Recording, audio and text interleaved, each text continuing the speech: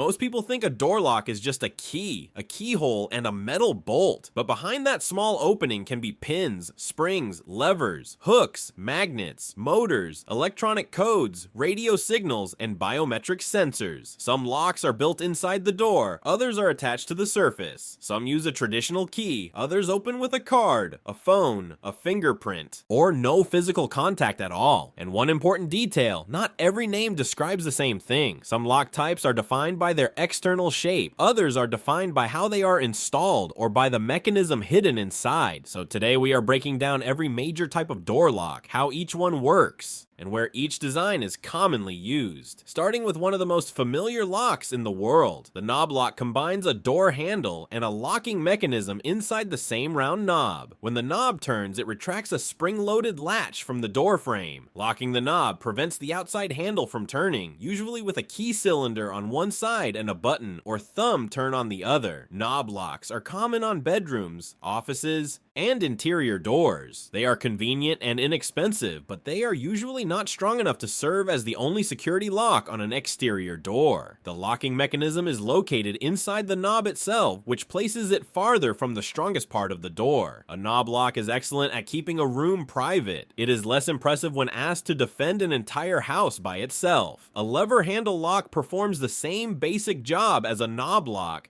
but uses a horizontal lever instead of a round handle. Pushing the lever downward retracts the latch. Lever handles are easier to operate for children, older adults, and anyone with limited hand strength. That is why they are commonly used in offices, hospitals, schools, and accessible buildings. The internal locking mechanism may use a key, a button, or a thumb turn, like knob locks. Basic lever locks are usually designed more for convenience and controlled access than maximum security. They are easier to open, which is helpful for people and occasionally helpful for pets that have studied door handles closely. A deadbolt uses a solid metal bolt that extends directly into the door frame. Unlike a spring latch, the bolt cannot simply be pushed back by applying pressure. A single-cylinder deadbolt uses a key on the outside and a thumb turn on the inside. A double-cylinder deadbolt requires a key on both sides. Double-cylinder designs can increase resistance to certain attacks, but they can also create an emergency exit problem if the key is not immediately available. Deadbolts are commonly installed above a knob or lever lock on exterior doors. The handle closes the door. The deadbolt is what seriously asks the door to remain closed. A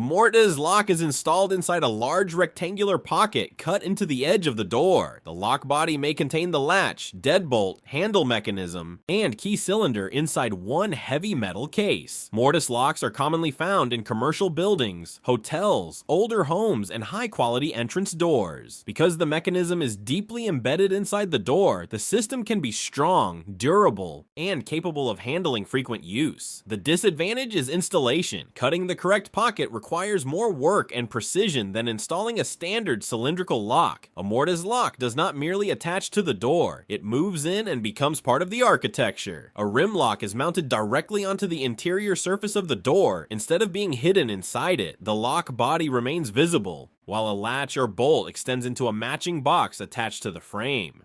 Rim locks were widely used before modern doors were manufactured with precisely drilled lock openings. They can still be found on older homes, gates, apartment doors, and restored historic buildings. A common version is the night latch, which automatically locks when the door closes and can be opened from outside with a key. The visible mechanism makes installation relatively simple. It also makes the lock look like a small metal machine decided to live permanently on the door. The Europrofile cylinder is a removable lock cylinder with a distinctive elongated shape. It is widely used across Europe and appears in residential doors, commercial buildings, and multi-point locking systems. The cylinder contains the key mechanism, while the rest of the door hardware operates the latch or bolts. One major advantage is replacement. If the key is lost or the cylinder becomes damaged, the cylinder can often be changed without replacing the entire lock. Euro cylinders may use pin tumbler, dimple key, or more advanced internal mechanisms. The visible lock may look simple. Most of the important decisions are happening inside a piece of metal small enough to fit in one hand. A multi-point lock secures the door at several locations along its edge. Turning the key or lifting the handle can activate a central deadbolt, upper and lower hooks, rollers, or additional locking bolts. Instead of relying on one point near the handle, The door connects to the frame at multiple positions. Multi-point systems are common on modern entrance doors, patio doors, and insulated doors made from materials such as UPVC or composite panels. They can improve security, reduce movement, and help seal the door more tightly against air and weather. A normal lock closes one section of the door. A multi-point lock approaches the problem as a group project. Sliding doors require a different design because the door moves sideways instead of swinging open. Many sliding door locks use a hook-shaped bolt that rotates or extends into a keeper mounted on the frame. The hook helps resist both sideways movement and attempts to lift the door away from the track. Other sliding doors use simple latches, foot bolts, or auxiliary bars. The effectiveness depends heavily on the strength of the frame, glass, track, and installation. A powerful lock cannot completely protect a weak door surrounding it. The sliding door lock is a reminder that security is only as strong as the object holding the lock. A privacy lock is designed for rooms where temporary privacy matters more than high security. It is commonly found on bathrooms and bedrooms. The inside usually has a push button or thumb turn. The outside may have a small emergency release opening that allows the door to be unlocked with a simple tool when necessary. Privacy locks do not normally use a high security key cylinder. Their purpose is to prevent accidental entry, not resist a serious attempt to force the door open. It is less of a security system and more of a polite mechanical message. Please wait. A panic bar is a horizontal bar installed across the inside of an emergency exit door. Pushing the bar immediately retracts the latch and opens the door. The system allows large numbers of people to exit quickly without searching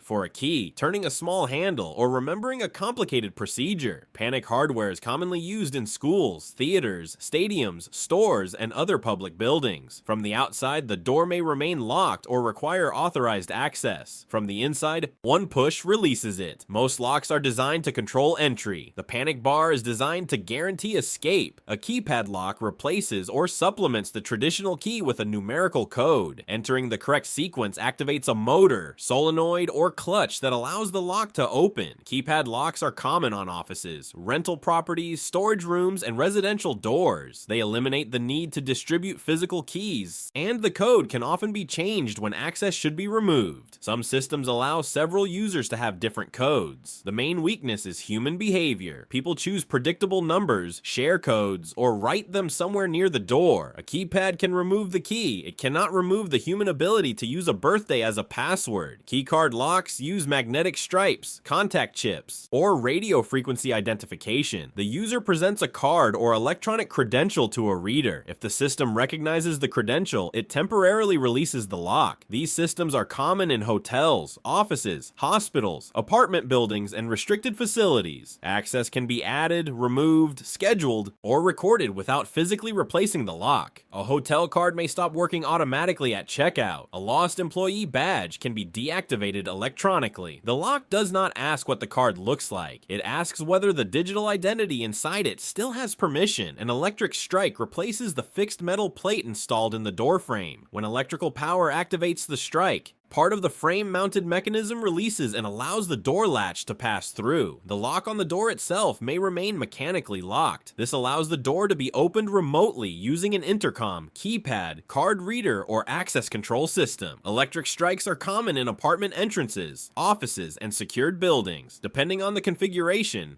they may remain locked or unlocked during a power failure. The electric strike does not move the lock out of the door. It temporarily convinces the frame to stop holding it. An electromagnetic lock, often called a maglock, uses a powerful electromagnet attached to the frame and a metal armature plate attached to the door. When electricity flows through the magnet, it holds the plate tightly and keeps the door closed. Removing power releases the door. Maglocks contain few moving parts and can provide strong holding force. They are often used with card readers, keypads, sensors, and emergency exit systems. Because many electromagnetic locks release when power is lost, they are commonly described as fail-safe. The lock is strongest while electricity is present. When the power disappears, so does the invisible force holding the door. A smart lock adds digital communication to a mechanical or motorized locking system. It may connect through Bluetooth, Wi-Fi, or a home automation network. Users can unlock the door with a smartphone, create temporary access codes, receive notifications, Or check whether the door is locked from a distance. Some smart locks replace the entire exterior lock. Others attach to the inside of an existing deadbolt and turn it automatically. The convenience is significant, but smart locks introduce batteries, software, wireless connections, accounts, and updates into an object that once needed only a piece of metal. The door may now be secure, but first, with a lock may need to reconnect to the internet. A biometric lock identifies a physical characteristic instead of relying only on something the user carries or remembers. The most common version uses a fingerprint sensor. More advanced systems may use facial recognition, palm patterns, or other biometric data. If the stored pattern matches the person requesting access, the system activates the lock. Biometric locks are used in offices, secure rooms, safes, and some residential doors. They can be fast and convenient because fingerprints are difficult to forget at home. However, most systems still include a backup method such as a code, card, physical key, or mobile app. Even the most futuristic lock needs a plan for a dead battery. From simple privacy locks to connected biometric systems, every door lock solves the same basic problem. Allow the right person through while keeping everyone else outside. Some use metal pins and springs. Others depend on hooks, bolts, magnets, motors, digital credentials, or biological information. And many modern doors combine several systems at once. A smart lock may operate a traditional deadbolt. A card reader may control an electric strike. A multi-point door may still use a replaceable mechanical cylinder. The technology changes, but the goal remains the same. A door creates a boundary. The lock decides who is allowed to cross it. So the next time you turn a key, enter a code, or place your finger on a sensor, remember, you are not simply opening a door. You are operating a carefully designed system that has been deciding who enters and who waits for centuries. And now you know every major type of door lock.